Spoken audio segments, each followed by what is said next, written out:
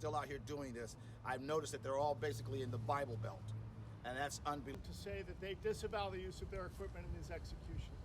We're about to deliver 3 petitions. Alabama on Thursday plans to carry out the nation's second execution using nitrogen gas. The state is scheduled to put 59-year-old Alan Miller to death using the new method of execution, which has only been used one time before, which was in January to execute Kenneth Smith.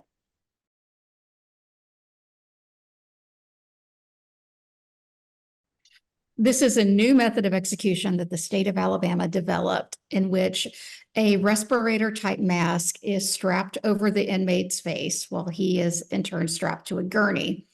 And through the mask, the state pumps pure nitrogen or close to it to replace his breathing oxygen, which causes the person to die from lack of oxygen. Almost petition signatures to that company, Walter Surface Technologies, which is Canadian. It is controversial for a lot of reasons. For one, it is a new method of execution. It is also controversial for what happened the first time the state debuted this method.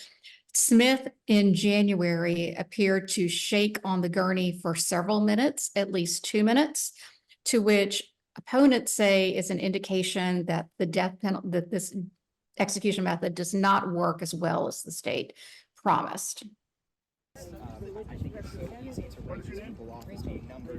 Alabama developed this new execution method as an alternative to lethal injection, which does remain the state's primary execution method. The state maintains that this is humane, it works quickly, and that inmates essentially pass away from lack of oxygen.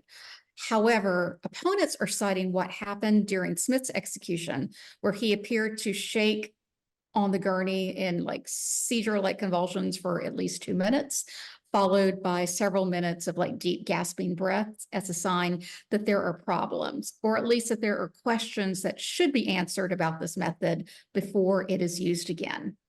I should note that Miller was challenging this in a court fight, but he entered into a settlement with the state, which is confidential. We don't know exactly what the state agreed to, but Miller was asking for things to make sure, things such as making sure the mask was fitted to his face and that he would receive an oral sedative before the gas was administered.